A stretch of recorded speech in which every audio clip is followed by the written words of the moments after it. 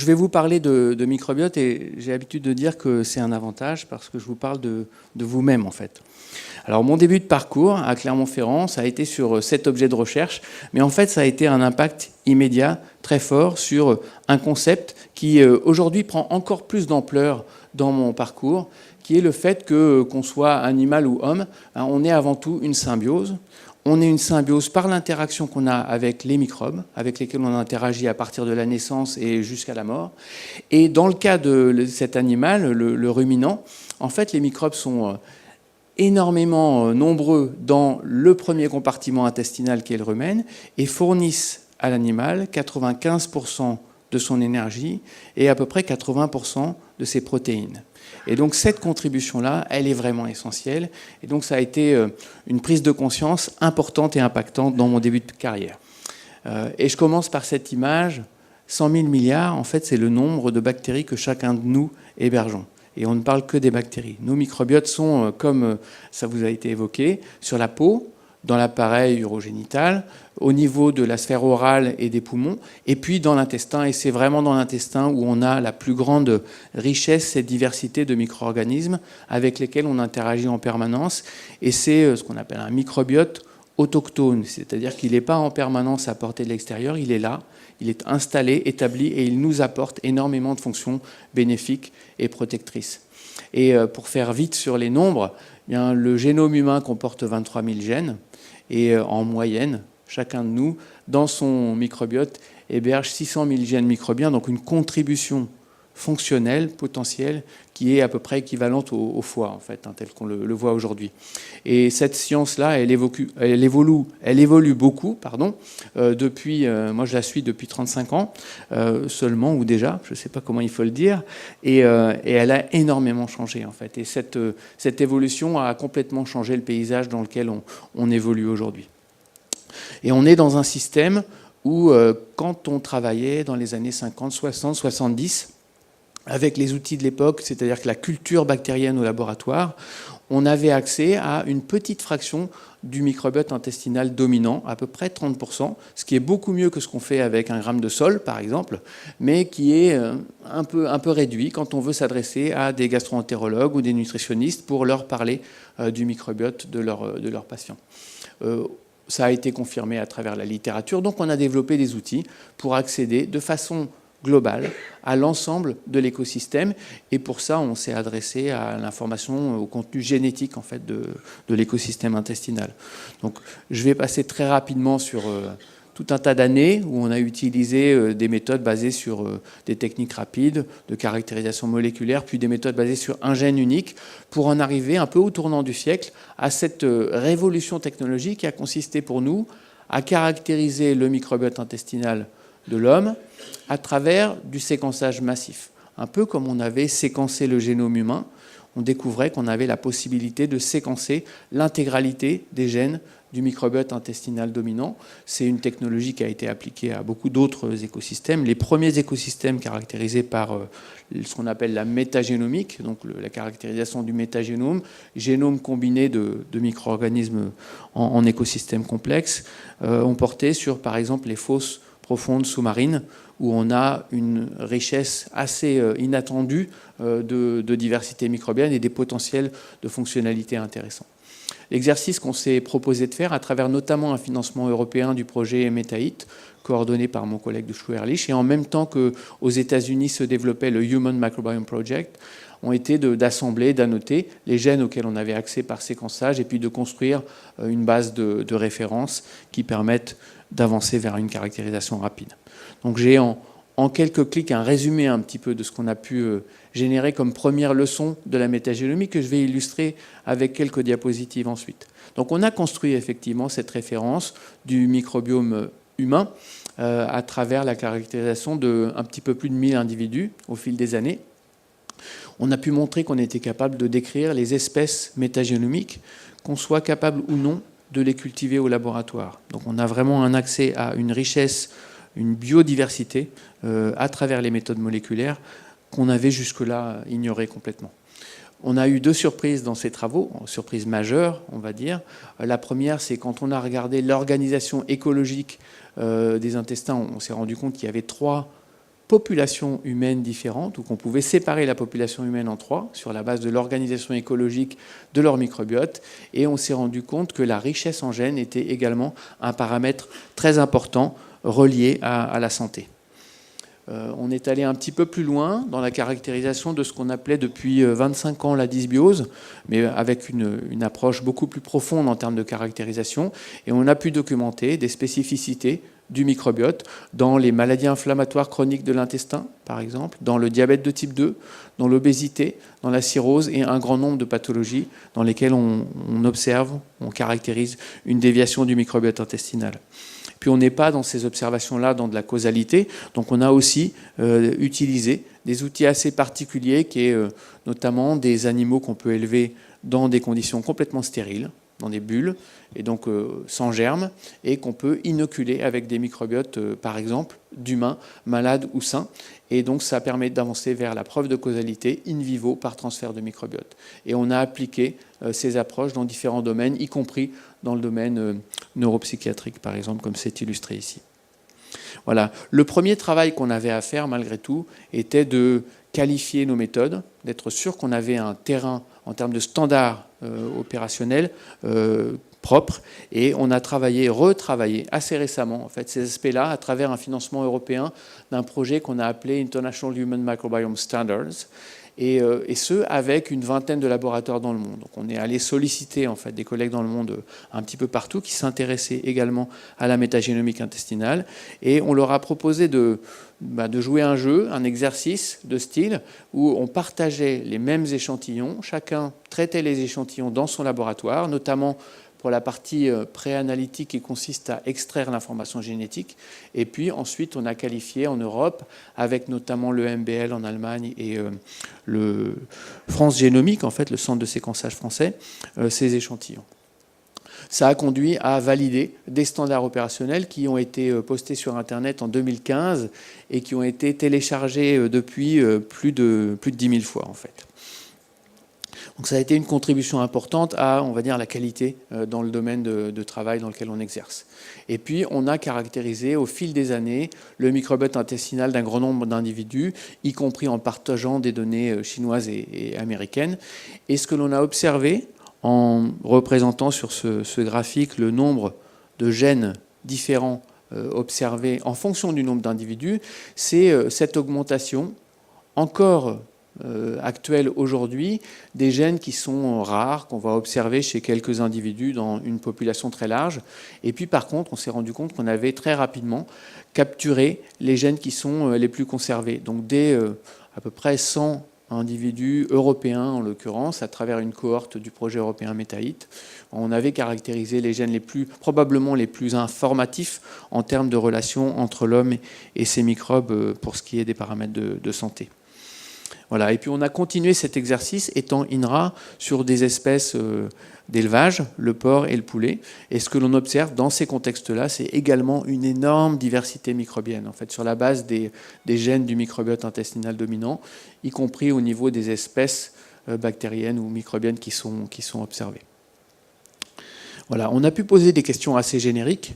Une des questions génériques qu'on avait envie de poser dans ce contexte-là, c'est finalement quel est le trait ou le point commun entre individus. Est-ce qu'on peut effectivement identifier des espèces qui sont partagées, communes, et qui probablement vont être impactantes en termes d'interaction avec l'homme? Et finalement, elles sont très peu nombreuses en richesse ou en diversité d'espèces. On a observé seulement 18 espèces qui sont présentes chez pratiquement 100% de la population étudiée jusque-là, sur environ 200 espèces dominantes par individu. Donc c'est un petit peu moins de 10% des espèces que l'on héberge en dominance sont effectivement des espèces que l'on partage avec à peu près 50% de la population qui nous entoure. Et par contre, elles représentent un pool important des gènes microbiens que l'on héberge. Donc elles sont peu nombreuses, en diversité, on va dire, mais par contre, elles sont importantes en termes de contribution génétique à notre fonctionnement, finalement. Et puis l'autre question qu'on s'est posée, assez générique également, c'est est-ce qu'on va enfin pouvoir caractériser l'individu humain moyen ? On s'attend en biologie à avoir finalement une distribution de la population un peu sous la forme d'une courbe en cloche avec la moyenne et puis une répartition autour. Et quand on a caractérisé sur la base des populations microbiennes les individus dont on avait généré le métagénome, on s'est rendu compte que la population humaine, elle a cette allure dans une distribution où on a, en fonction de la hauteur, l'importance de la population concernée, et en fonction de la distribution des écologies différentes. Alors on n'a pas un magma en fait d'écologie. Vraiment, on a des zones de haute densité de population, mais qui sont différentes et qui séparent des individus qui ont un microbiote plutôt dominé par cette bestiole-là, Bacteroides, d'autres plutôt dominés par Ruminococcus et d'autres encore plutôt dominés par Prevotella. Assez rapidement, après cette publication qui a un petit peu marqué la communauté scientifique, on a un collègue américain qui s'est intéressé à savoir s'il y avait une relation entre les habitudes alimentaires au long cours et le microbiote intestinal qu'on héberge. Et effectivement, Gary Wu nous a dit, aux États-Unis, les individus qui ont des habitudes alimentaires plutôt riches en fruits et légumes vont se retrouver dans ces écologies intestinales, alors que ceux qui ont plutôt une alimentation orientée vers le fast-food vont plutôt se retrouver ici. Et puis on a également assez rapidement observé une relation entre cette distribution dans les écologies assez inattendue et ce qu'on appelle le compte de gènes dans le microbiote intestinal ou la richesse en gènes en fait. Et donc on a travaillé ce paramètre-là à travers de nombreuses études aujourd'hui. En 2013, par exemple, en s'intéressant à une population de sujets non obèses et de sujets obèses, on s'est rendu compte que la distribution de population en fonction du compte de gènes, donc de moins de 200 000 à plus de 800 000 gènes dans un métagénome intestinal, séparait une population d'individus en bleu ici avec un faible compte de gènes, et c'est une distribution bimodale d'une population avec un haut compte de gènes. Et on a pu relier ça petit à petit avec un nombre croissant de paramètres santé. Donc dans le contexte de l'obésité ou du surpoids, on a pu montrer que finalement le faible compte de gènes est associé à des symptômes métaboliques ou inflammatoires. On a affaire à des patients qui vont développer plus rapidement ou évoluer plus rapidement vers du diabète et vers des comorbidités associées. Un paramètre important bien sûr pour le clinicien.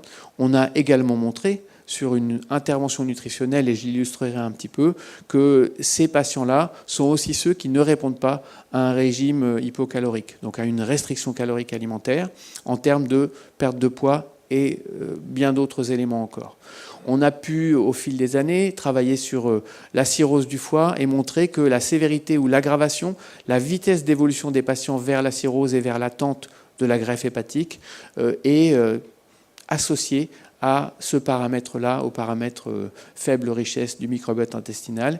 Et puis plus récemment encore, avec nos collègues de l'Institut Gustave Roussy, qui travaillent sur l'immunothérapie dans différents cancers, on a montré que ce paramètre-là est associé à une non-réponse à l'immunothérapie du cancer, un traitement qui coûte environ 100 000 € par an par patient, et dont on sait aujourd'hui que la moitié des patients sont non-répondeurs.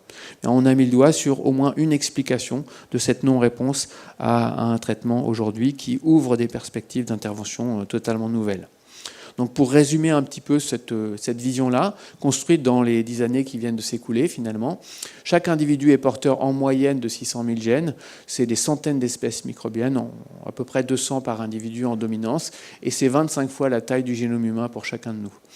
Le catalogue de référence, 10 millions de gènes, est aujourd'hui un asset vraiment important pour continuer à avancer sur la connaissance.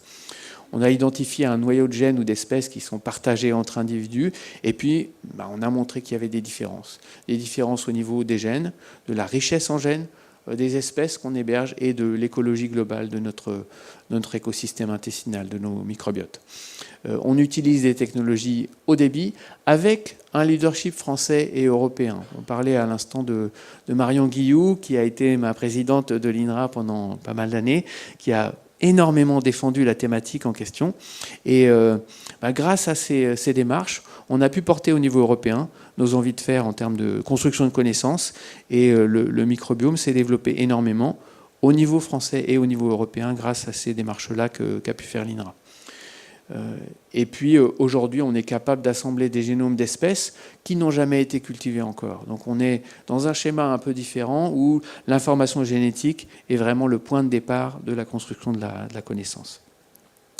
Voilà, cette structure-là, c'est la structure de Métagénopolis, l'unité dans laquelle j'exerce. Simplement, elle me permet de dire qu'on travaille sur de la métagénomique quantitative, donc ce que je viens d'évoquer basé sur la séquence, mais aussi sur de la métagénomique fonctionnelle, qui est le cœur de métier de mon collègue Hervé Blottière, et j'illustrerai un petit peu ce qu'on fait ensemble.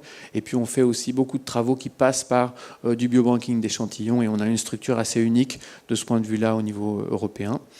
Et on a énormément de travail sur la data, en fait, et ça passe par à peu près la moitié de nos effectifs, une vingtaine de personnes qui sont des mathématiciens, des biostatisticiens et des bioinformaticiens. Et cofondateur de Métagénopolis, en fait, l'Institut de cardiométabolisme et nutrition, ICAN, basé à l'hôpital Pitié-Salpêtrière à Paris, et la chaire de bioéthique de l'Université catholique de Lyon pour la relation avec la société, en fait, et l'impact éthique que peuvent avoir les travaux qu'on réalise sur l'homme.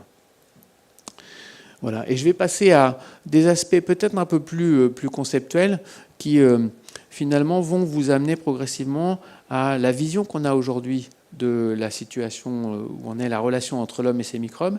Et vous allez voir que c'est pas très... ça peut être vu comme alarmant, en fait. Donc, je pense que j'ose un petit peu vous emmener sur ce terrain-là parce que je pense que c'est important. Ça représente des enjeux majeurs de l'avenir pas très lointain, en fait. Il faudrait qu'on sache capitaliser sur les connaissances construites en France pour que la France soit un des acteurs importants dans l'évolution du domaine. Alors, ce que je présente ici, c'est tiré d'une publication de Jean-François Bach, qui a été notre secrétaire perpétuel de l'Académie des sciences jusqu'à il y a quelques années, où il a passé la main à Pascal Cossard, maintenant, de l'Institut Pasteur. Et ce qu'il montre, c'est qu'on avait, durant la deuxième moitié du siècle dernier, par l'hygiène, par la vaccination, par les antibiotiques, réussi à contrôler de façon très impressionnante les maladies infectieuses. Donc c'est ces courbes qui descendent et qui effectivement représentent la diminution d'incidence de maladies infectieuses, pour certaines l'éradication. Et puis dans le même temps, en termes épidémiologiques, ce qui était observé, c'est une augmentation progressive, constante, incontrôlée, quelquefois exponentielle, de maladies chroniques qui sont aujourd'hui les grandes pathologies de société moderne et qui nous amènent progressivement, selon l'OMS, à une situation où environ 1 humain sur 4 sera concerné par l'une ou l'autre de ces pathologies d'ici 2025, donc demain. C'est, à mon sens, une menace pour la longévité. On ne le voit pas trop encore dans la littérature scientifique. Il y a quelques publications qui nous disent qu'on a probablement atteint un plateau. On ne voit plus d'augmentation. Dans les pays les plus modernes, on voit une petite diminution en fait, qui s'engage. Donc un besoin urgent de prévention, de compréhension aussi. Pourquoi ça ? Pourquoi dans les maladies inflammatoires de l'intestin, dans les maladies métaboliques, l'obésité, le diabète, dans les maladies hépatiques, dans certains cancers, dans des maladies auto-immunes comme la sclérose en plaques ou le diabète de type 1, dans les maladies allergiques comme l'asthme et dans les maladies neuropsychiatriques, on a cette augmentation. Une des courbes les plus impressionnante est celle de l'augmentation de l'incidence de l'autisme aux USA. Donc c'était une naissance concernée sur 5000 en 1975, une naissance sur 500 en 1995, c'est aujourd'hui une naissance sur 50. Et on a cette augmentation qui est en partie liée au diagnostic, c'est-à-dire que nos collègues neuropsychiatres progresse dans la reconnaissance de la maladie, mais ça ne peut expliquer, d'après ce qu'ils nous disent, que 25% à peu près de cette augmentation. Donc on est vraiment dans une situation alarmante, au sens où les proportions augmentent. Il va falloir gérer cette situation dans l'avenir. Et on a pu documenter une relation avec le microbiote intestinal. Et donc le message est là, en fait. On a besoin de comprendre. Alors on peut se demander légitimement qu'est-ce qu'on a négligé pour finalement en arriver là. Et donc, ça n'est qu'une proposition. C'est difficile de documenter de façon ferme ce genre de proposition. Mais par contre, on sait qu'on a changé de façon vraiment drastique des éléments qui vont impacter le microbiote et ce faisant la symbiose entre l'homme et ses microbes. Donc, quelques exemples. On a changé tout ce qui entoure la naissance, en fait, les modalités et l'environnement de la naissance. Par exemple, il y a des endroits dans le monde aujourd'hui où on traite chaque nouveau-né par des antibiotiques à titre préventif. Ça va impacter la mise en place du microbiote intestinal de façon importante. Il y a des villes dans le monde aujourd'hui, par exemple au Brésil ou en Chine, où 9 naissances sur 10 sont faites par césarienne. C'est aussi un interdit de la transmission verticale de la mère à l'enfant qui va retarder la mise en place d'un microbiote normal et donc d'une symbiose, d'une interaction normale entre l'homme et ses microbes. Voilà, j'évoque la nutrition et l'activité physique, mais en termes de nutrition, l'impact majeur, il est à travers les fibres alimentaires, d'abord et avant tout. C'est une source de carbone et d'énergie majeure pour les microbes qu'on héberge, qui finalement dans le côlon, dans les parties distales de l'intestin, voit arriver ce qui n'a pas été absorbé par nos enzymes et notre système digestif. Et donc c'est essentiellement les fibres. Bien, dans les années 50, la consommation de fibres était telle qu'on avait un peu plus de 40 grammes par jour de fibres par individu. Avant, encore plus. Et le chasseur-cueilleur ingérait à peu près 500 sources végétales différentes dans son année. Aujourd'hui, on est à quelques dizaines au maximum. Et en termes de quantité, on ingère en moyenne, en France, et c'est à peu près pareil en Europe globalement, 17 grammes de fibres par jour, alors que la recommandation du nutritionniste est plutôt de 25 à 30. Donc on est en dessous de la recommandation nutritionniste et on impacte, ce faisant, la richesse et la diversité de nos microbes intestinaux. Et puis on a aussi l'exposition aux xénobiotiques, à une chimie environnementale finalement, y compris à travers l'alimentation, qui a augmenté en termes d'exposition plus rapidement que le génome humain n'est capable de gérer de changements finalement. Et donc ça va avoir une incidence. Alors c'est aujourd'hui assez peu documenté scientifiquement. On a par exemple des publications américaines qui nous disent les émulsifiants alimentaires vont avoir un impact et vont stimuler de l'inflammation. Et ce faisant, vont stimuler une modification du microbiote intestinal. Tout ça, alors qu'on est 50% bactériens en nombre de cellules, ces 100 000 milliards de bactéries, elles font face à 100 000 milliards de cellules humaines dans l'organisme humain, en fait, 1 kilo de biomasse à peu près, et avec une grande composante encore inconnue par la culture, comme je l'ai évoqué. Voilà, donc on est symbiose, vous avez déjà compris mon message, j'imagine, et en fait, ça se construit à partir du moment même de la naissance, où on rencontre le monde microbien, et où on va devenir, en quelques heures, en 24 heures à peu près, en fait, on est colonisé par un microbiote qui, en niveau de population, est pratiquement équivalent à celui de l'adulte. C'est des milliards, en fait, et des milliers de milliards de bactéries par gramme de contenu intestinal.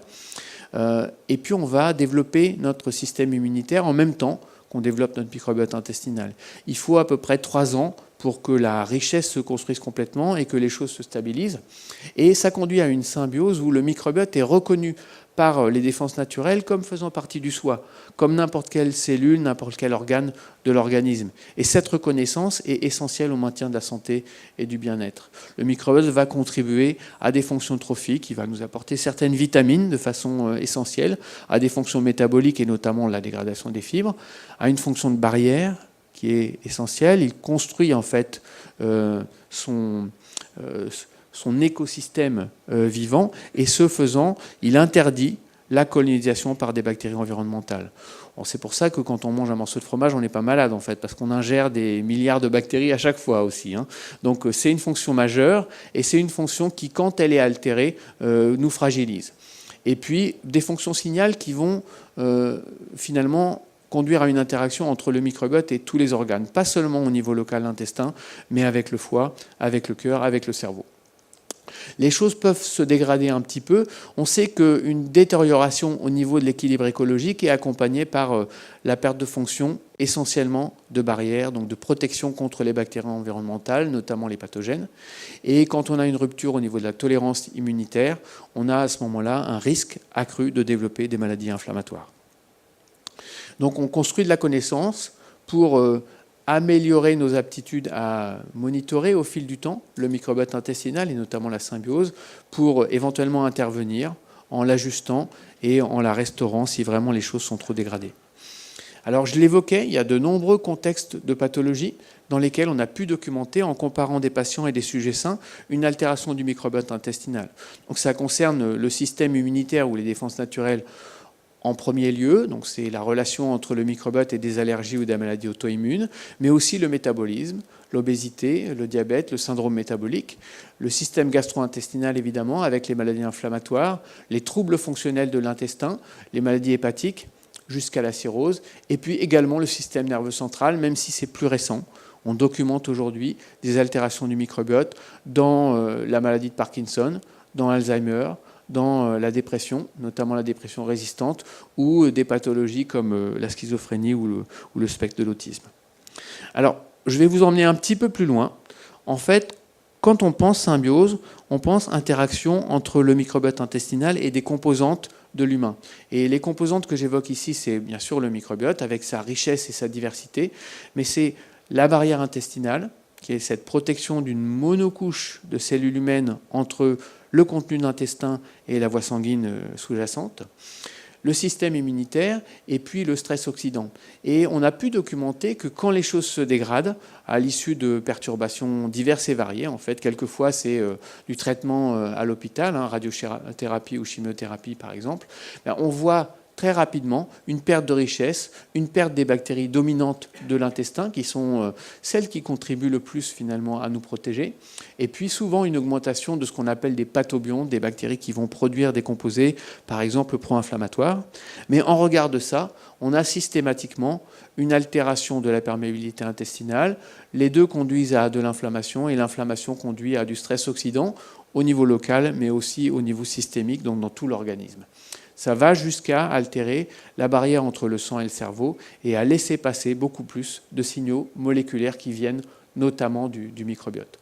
Et quand on a un cercle vicieux comme celui-ci qui peut s'installer, Martin Scheffer, qui est un collègue écologue de Hollande, qui travaille à Wageningen, nous dit on n'a plus un continuum entre un état stable et un autre, mais on a potentiellement une rupture.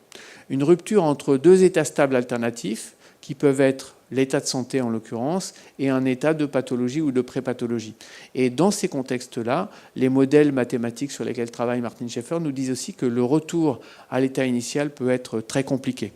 Donc il y a une autre façon de l'exprimer qui en fait nous ramène sur les écrits de René Thom 1983, qui était un mathématicien français qui travaillait sur des modèles de systèmes complexes et qui avait déjà en fait suspecté cette présence de cycles qu'on appelle d'hystérésis. En fait, on peut stresser un système complexe qui peut s'installer dans un cercle vicieux. Quand on le stresse modérément, finalement, on va rester sur un état où l'écosystème, si on retire le stress, va revenir à son état initial. Et puis, si on le pousse au-delà de sa robustesse, en l'occurrence dans l'intestin on parlera de robustesse écologique, à ce moment-là on va non seulement le faire basculer dans un état d'équilibre, mais ça va être cet état d'équilibre alternatif que décrit Martin Scheffer. Et donc dans ce contexte-là, même si on retire les conditions stressantes, on va rester longtemps dans un état altéré, donc dans un état de pré-pathologie fragilisée en fait. Et c'est une reconnaissance finalement de ce mécanisme de relation entre l'homme et ses microbes qui est très récente et qui commence à nous renseigner un petit peu sur les situations auxquelles on a peut-être affaire dans les grandes pathologies de société moderne aujourd'hui. Voilà. Et puis je vais vous emmener vers finalement quelques illustrations de ce vers quoi les résultats de la recherche en études du microbiote intestinal peuvent conduire. Donc on a, il y a quelques années, publié dans un journal Thérapie, à l'issue des ateliers de GIEN, en fait, avec un grand nombre de partenaires industriels, publier les attendus possibles de la connaissance du microbiome dans différents domaines. Et je vais, pour chacun des domaines, vous donner un ou deux exemples. Donc, le premier domaine, c'est ce que le microbiome peut apporter dans la connaissance nouvelle construite sur la stratification, le monitoring, le diagnostic des patients. Et on a notamment travaillé sur des patients atteints de cirrhose du foie. La cirrhose du foie est diagnostiquée de façon définitive par le prélèvement d'une biopsie hépatique. Donc on va aller prélever un morceau de foie, ce qui est une intervention très invasive et même risquée. Et donc on essayait de voir si à travers la photographie du microbiote, on peut avoir une signature de la cirrhose indépendante de ce geste clinique très invasif. Et on a pu effectivement, en comparant des patients atteints de cirrhose et des sujets sains, contrôle, donc 123 patients, 114 sujets sains contrôle, et sur une fraction de ces patients-là, développer un modèle basé sur la présence de 7 espèces microbiennes particulières, des signatures particulières dans le microbiote intestinal, et qui prédit avec une très forte probabilité le statut de cirrhose du patient, en fait. Et puis, dans l'application de ce modèle à une cohorte de patients validation, on a pu montrer que le modèle s'applique bien de façon non dirigée, en fait. Donc on construit le modèle sur la base d'une partie des patients et sujets sains, et puis on l'applique et on retrouve effectivement un pouvoir prédicteur très très fort de la pathologie. Ça ouvre des perspectives assez originales dans un grand nombre de domaines cliniques. J'ai évoqué la relation entre microbiote et réponse à l'immunothérapie dans le cancer. On est dans le même schéma. On est capable de prédire de façon même encore un peu plus marquée le fait qu'un patient ne va pas répondre à l'immunothérapie, ce qui conduit immédiatement à adapter la prise en charge clinique dans ces contextes-là.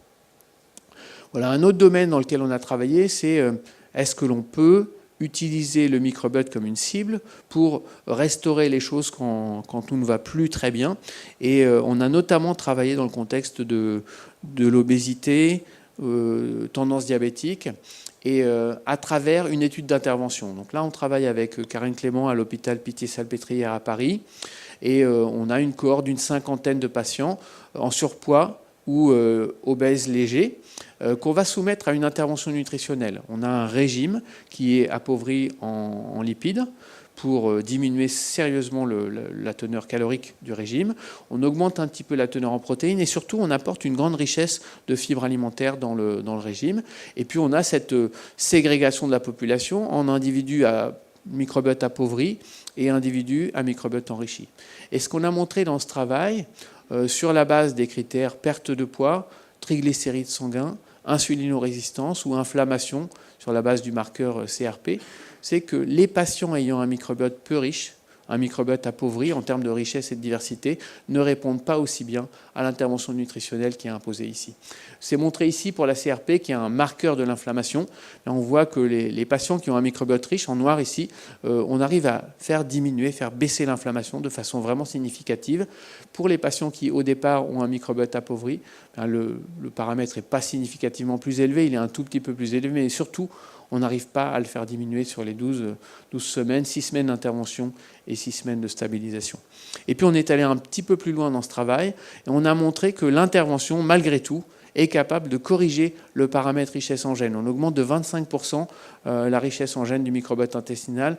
Donc on a posé la question de peut-être que ces patients-là sont en situation beaucoup plus favorable pour la prise en charge ultérieure. On n'a pas la réponse encore aujourd'hui. Et puis surtout, on a posé l'hypothèse qu'on allait pouvoir probablement, grâce à la composante fibre de l'intervention nutritionnelle, obtenir cette augmentation de richesse ou cette amélioration du potentiel santé du microbiote intestinal. Et donc, c'est mon deuxième exemple ici. On a travaillé avec la société Bridor et on est allé de façon un peu osée vers la société Bridor en lui disant « Vous travaillez sur le pain. Le pain serait un vecteur vraiment intéressant pour essayer d'apporter plus de fibres dans l'alimentation de l'humain et ce faisant, sans rien changer par ailleurs, améliorer potentiellement son microbiote et ses paramètres de santé, notamment pour les gens qui sont peut-être un petit peu à risque en termes métaboliques. » Et donc on a inclus une quarantaine d'individus qui ont suivi de façon, ce qu'on appelle randomisée, contrôlée, double aveugle, cette intervention nutritionnelle en crossover, avec un pain A qui est un pain enrichi en fibres ou un pain B qui est un pain blanc standard. On va de 4 grammes pour 100 grammes de fibres dans le pain standard à 15 grammes pour 100 grammes de fibres. Et surtout, on avait proposé finalement une composition contenant 7 fibres différentes rajoutées dans la fabrication du pain. Alors Bridor a été capable de produire ce pain-là et ça a conduit à une baguette qui va être sur le marché cette année. Donc c'est pour moi une aventure assez intéressante. Ce qu'on a pu montrer, c'est qu'on est capable, effectivement, à travers 2 fois 150 grammes de pain par jour, pendant ici des périodes de 8 semaines, de moduler le microbiote intestinal et également, c'est ce que je vais vous montrer ici, un paramètre santé ou des paramètres santé qui sont le taux de cholestérol sanguin et la sensibilité à l'insuline. pour des gens qui avaient été inclus avec des habitudes alimentaires probablement un petit peu dégradées parce qu'on les avait sélectionnés quand même pour des gens qui avaient une faible prise de fibres dans leur alimentation habituelle en fait. Et donc non seulement on module un petit peu le microbiote intestinal, mais surtout sur des paramètres santé aussi forts que le cholestérol ou la sensibilité à l'insuline, on montre qu'on est capable effectivement d'améliorer le contexte santé de ces individus. Voilà, le troisième domaine sur lequel je vais vous emmener, c'est l'utilisation du microbiome, de cet objet de recherche, comme un outil d'identification ou une source de cible de traitement. Et là, on est sur un domaine qui est vraiment assez fin en termes de connaissances, assez pointu, où on va utiliser un contexte qui est utilisé depuis longtemps par nos collègues, par exemple, de l'Institut Pasteur, pour caractériser les mécanismes d'interaction de pathogènes avec les cellules humaines. Donc on utilise des cellules humaines, la plupart du temps qu'on manipule un petit peu pour qu'elles aient un système rapporteur qui va leur permettre d'émettre de la lumière ou de la couleur quand on active une voie particulière. Et puis elles sont exposées à une culture de pathogènes ou à une banque génomique de pathogènes. Ce qu'on a fait, c'est qu'on a surimposé à cet outil-là l'aptitude dans laquelle on était d'extraire l'information génétique du contenu intestinal humain et puis même de cloner sous la forme de grands fragments dans des souches réceptrices d'Escherichia coli, ces morceaux de génome de bactéries intestinales. Et donc ce qu'on va étudier, c'est la possibilité de morceaux de génome de bactéries intestinales, quand ils sont exprimés par Escherichia coli, de moduler les fonctionnalités de microbes intestinaux. Alors, je vais passer rapidement sur les publications qui en sont sorties. Et un de ces clones était modulateur de l'immunité cellulaire. Et donc, on est allé un peu plus loin. On s'est demandé ce qui se passait si on mettait ce clone en contact avec des cellules humaines. Donc, c'est des fragments de tissus humains qui sont récupérés à partir d'opérations, de pièces opératoires, en présence de ce clone qu'on appelle clone F4. Et quand les conditions de culture, de maintien en survie de ces tissus humains sont adaptées, on est capable de maintenir plusieurs heures le tissu humain et il reste intact finalement quand il est exposé au milieu de culture, au milieu contrôle Escherichia coli et puis à notre clone F4. Quand on détériore le tissu, en présence de salmonelles qui produisent des toxines, le tissu est dégradé avec le milieu contrôle, dégradé avec l'Escherichia coli contrôle. Par contre, le clone en question est capable de protéger complètement l'altération du tissu. Donc, comme vous imaginez, dans ces contextes-là, comme dans les contextes du diagnostic, on dépose des brevets et ça peut conduire à de nouvelles orientations thérapeutiques. Et puis, je vais terminer en quelques diapos par le dernier domaine qui est l'utilisation du microbiote comme un outil de traitement ou un moyen de traitement.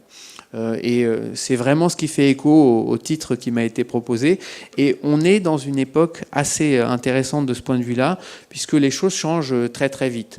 On avait pu caractériser pour un grand nombre de bactéries qui sont plutôt des bactéries du noyau partagé, en fait, de celles qui sont présentes dans la population humaine en bonne santé, des fonctions intéressantes en termes de protection, notamment d'interaction avec la perméabilité intestinale ou avec l'inflammation. Et puis, dans certains cas, on a pu identifier les molécules, les protéines ou les métabolites qui sont vecteurs de ces fonctions-là. Et puis, dans un grand nombre de cas, finalement, des petites sociétés ont été créées dans les 5 années passées à peu près. Donc, vous voyez qu'il y en a un nombre important au niveau européen pour toutes, ici, sauf Vedanta et Ceres qui sont américaines. Et ces sociétés-là, elles proposent de cultiver les bactéries en question, de les lyophiliser, de les encapsuler et de tester leur aptitude in vivo chez l'homme, chez le patient, d'effectivement corriger des altérations de la symbiose entre le patient et son microbiote. Donc c'est le volet qu'on appelle aujourd'hui live biotherapeutic, donc c'est une souche bactérienne particulière utilisée comme médicament. À l'extrême, ce que l'on est capable de faire aujourd'hui, c'est ce qu'on appelle le transfert de microbiote ou la transplantation fécale. Donc c'est quelque chose qui a réémergé, puisque c'est utilisé depuis très longtemps. Nos collègues chinois nous disent que ça fait 4000 ans qu'en Chine on utilise ça. Le principe est simple, on va remplacer un microbiote altéré par le microbiote normal, par exemple d'un individu en bonne santé, et c'est aujourd'hui reconnue et appliquée grâce à un travail qui a porté sur une infection particulière, l'infection récidivante à Clostridium difficile. C'est une infection que l'on ne pouvait traiter que par antibiotiques jusqu'à donc une époque assez récente. Et ce travail-là de nos collègues hollandais et américains a montré que l'antibiotique de dernier recours est capable d'éradiquer le pathogène chez à peu près 30% de la population.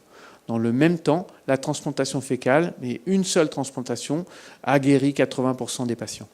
Et les patients auxquels on a refait une transplantation pour vérifier si on ne pouvait pas améliorer un petit peu le contexte, a conduit ce chiffre au-delà de 90% d'efficacité.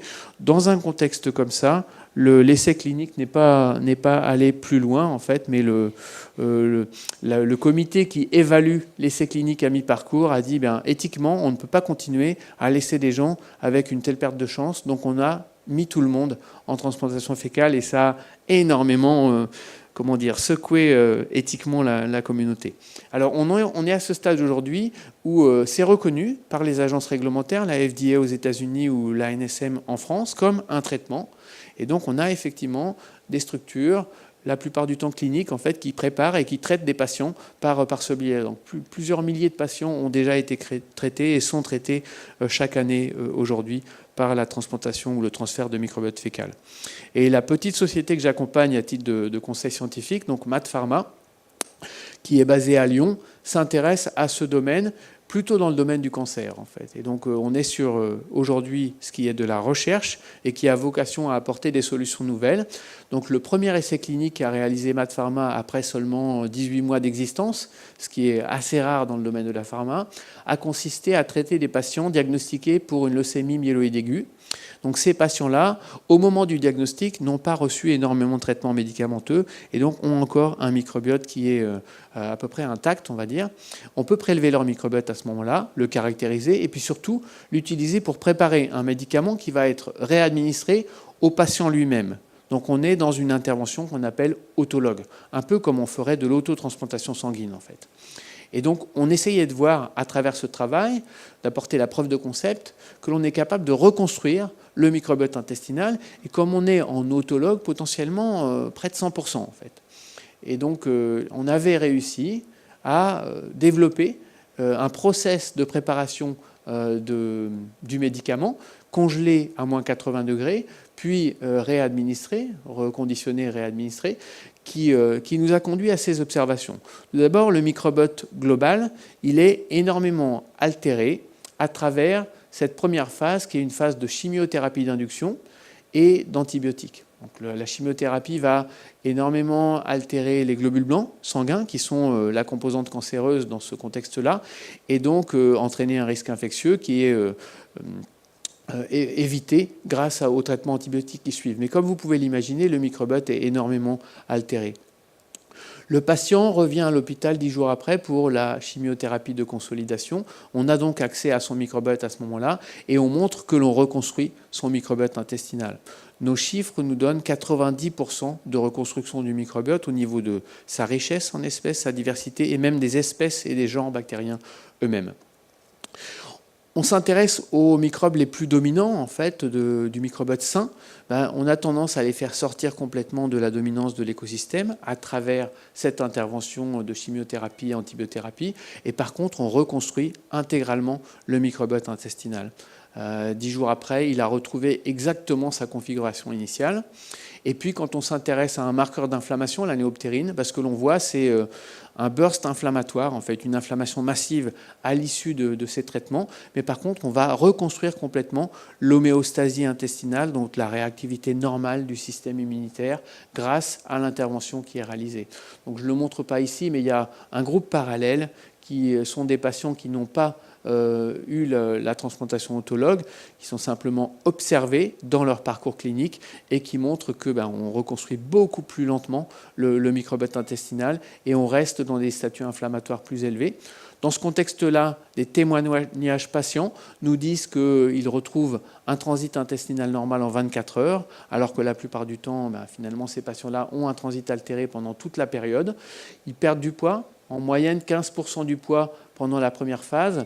Là, on a la moitié des patients qui regagnent du poids, donc qui vont être plus robustes pour la chimiothérapie suivante.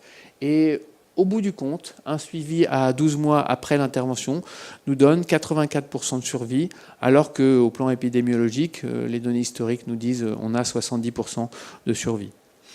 Voilà, c'est une illustration finalement de ce que mon unité Métagénopolis a pu faire en termes d'accompagnement d'aventures industrielles. Donc les 3 qui ont été accompagnés jusqu'à aujourd'hui sont ici. Enterome, une société qui est d'abord et avant tout, dans ces premiers temps, orientée sur le diagnostic et l'utilisation du séquençage massif des microbes pour identifier des signatures de pathologie, de non-réponse au traitement, d'aggravation dans des maladies chroniques, qui a aujourd'hui 50 personnes, y compris des personnels aux États-Unis, et qui a levé 127 millions d'euros. MaaT Pharma, donc on a fondé en 2014, en décembre 2014 en fait, et qui s'intéresse à la transplantation fécale, comme je viens de l'illustrer, qui a aujourd'hui une vingtaine de personnes et qui lève en série B en fait quelque chose qui va porter ce 17 à pratiquement 40 millions d'euros. Et puis, toute jeune, Nexbiotics, qui est une des sociétés qui utilise une des bactéries intestinales dominantes pour lesquelles on a vraiment documenté ses propriétés anti-inflammatoires. En l'occurrence, elle a un nom un peu barbare, Faecalibacterium prosnitzii, et qui va être encapsulée et puis administrée à des patients atteints de maladies inflammatoires de l'intestin pour voir quel bénéfice elle peut apporter. Voilà. Pour conclure, où va-t-on ? À partir de ces situations, on a, par exemple, on a 2 nouvelles sociétés en émergence, 2 nouvelles start-up en émergence, issues des travaux qui ont été réalisés par la France dans le domaine du microbiome. Et puis, on a envie d'aller vers un contexte où on va pouvoir apporter le microbiome aux cliniciens. Et donc, je peux, à ce stade, seulement vous donner une vision qui est la nôtre. On pense qu'il est important de compléter ce qui est pratiqué aujourd'hui, ou dans sa relation avec le patient, le clinicien a la possibilité de prescrire une analyse biologique et de bénéficier de tout un profil de paramètres biologiques du patient. On pense aujourd'hui que la possibilité est là, avec les standards nécessaires et la qualité de construction de la donnée, ainsi que les outils bioinformatiques pour l'analyse, pour donner au clinicien une vision de la qualité du microbiote de son patient et en combinant les paramètres en fait, de la qualité de la symbiose entre son patient et son microbiote qui, dans un grand nombre de pathologies, va avoir une incidence importante. Voilà, donc je conclus sur cette diapositive.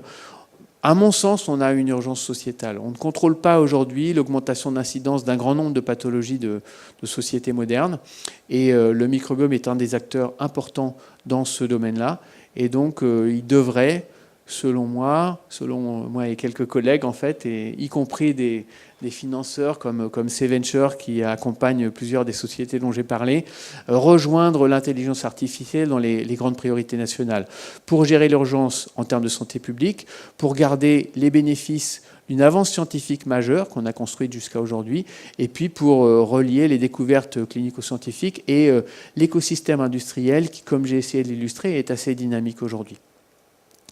Voilà, la France a, en 2019, des atouts majeurs à valoriser.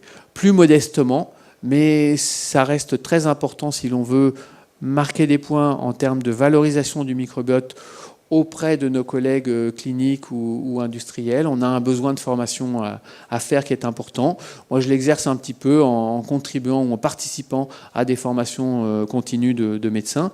Et puis, on peut imaginer aussi accompagner des démarches citoyennes qui sont un des moyens d'avancer aujourd'hui de façon vraiment proactive et notamment d'accompagner des associations de patients.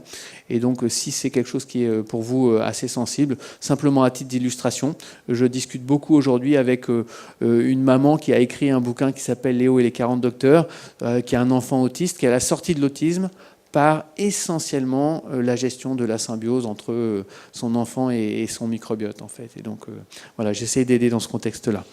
Je vais terminer sur cette diapo en vous remerciant beaucoup de votre attention et en vous suggérant de prendre soin de votre symbiose et en répondant aux questions que vous aurez pour moi. Merci beaucoup.